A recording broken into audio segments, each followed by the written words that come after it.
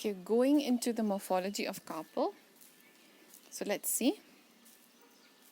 So the important part and most different part of angiosperms is the carpel, no? That is what actually will create the seed, the future seed for the next generation. So let's study about it. It is the most important and different organ of angiosperm. It is elongate appendage, primitively of the laminar form. Okay, so this also, it came from the leaf. It is the uppermost part of the flower that encloses the ovule. So it consists of three parts: swollen base part, ovary, and sterile section known as the style, and the distal one known as the stigma, where pollens are received. Okay. After the pollen grains have landed on the stigma, pollen tube develop within the style, burrowing down to the ovary, where the sperm will fertilize with the egg in the ovule.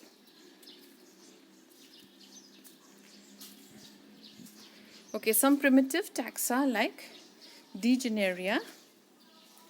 Again, remember that Austrobailey. Okay, Bailey water, Australia, and you drink water Bailey, remember? Okay. So, okay, let's look at the primitive carpel. Okay, so the evolution part. So, in the primitive ones, such as the woody magnolias, okay, again, magnolia, see, we were studying about it, in the angiosperms. So, here also, it's one of the primitive families, okay. So, here also we are studying the carpel from here. The carpel is simple and elongate without ovary, style and stigma. Okay, so just simple looking. Many ovules on the inner surface of the carpel. Okay, so in the ancient one, the primitive one, the style and the stigma, they were not well developed. Okay, so they were almost the same structure. Okay, I want to zoom. Too much, too little.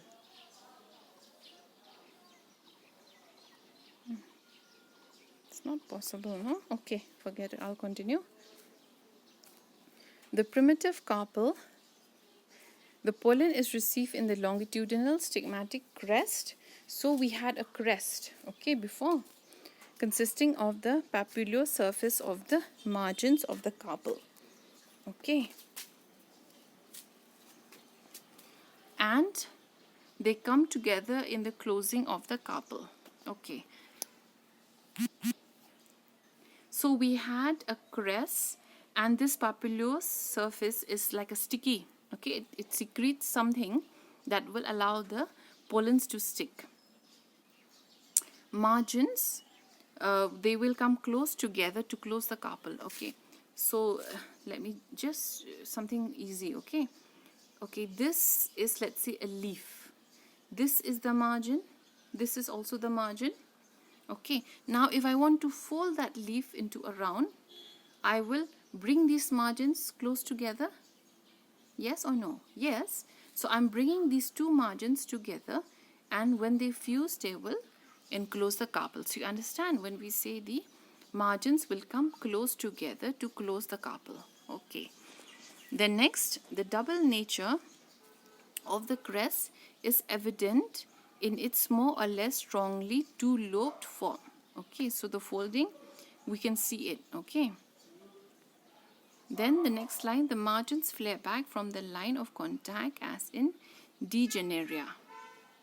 Such stigmatic margins, which were approximately but not fused, were prototypes of the future stigmatic surface.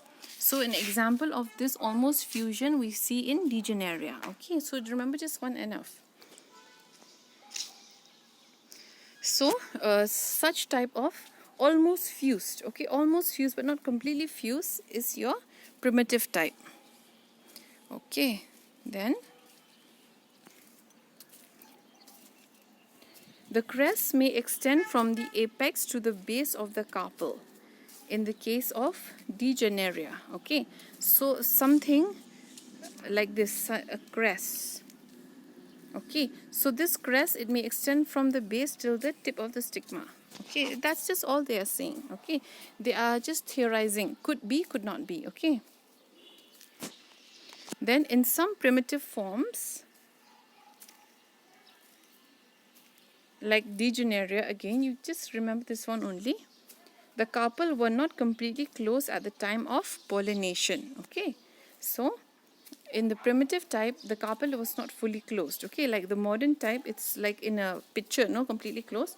But in the primitive type, it's still almost open. Here again, they're talking about the same thing. The margin was only oppressed by the closure of the carpel by the interlocking projecting papillae. Okay, so they're just talking about the almost close. Okay, so we can stop till here. Okay, till there you can stop writing. Then going to the next. Okay, so the primitive carpel, you start from here. Okay, you start from here when you write down in your notes, and you end it there. Okay, you end it till there because it's the same thing. So here in the diagram, here in D, you can see the stigmatic crest in Degeneria. Let's look at it. D. So there, this is the stigmatic crest. Okay, that one, that part, this part is the stigmatic crest. So you draw these diagrams, you practice it, and then from the figure also you have to remember of the primitive one, Drymeis, then Caltha, Hydratus, Degeneris, Butamis, and Coptis. Okay, so if you suppose you get offline exam, if you remember only Degeneris, D also, you can give only this diagram. But if it's offline, since you will be copying only, you can draw the whole thing. Okay, but be quick, okay, because when we tend to copy, we tend to overwrite. Okay, we do not know when to stop. Okay, so looking at the evolution of the carpel,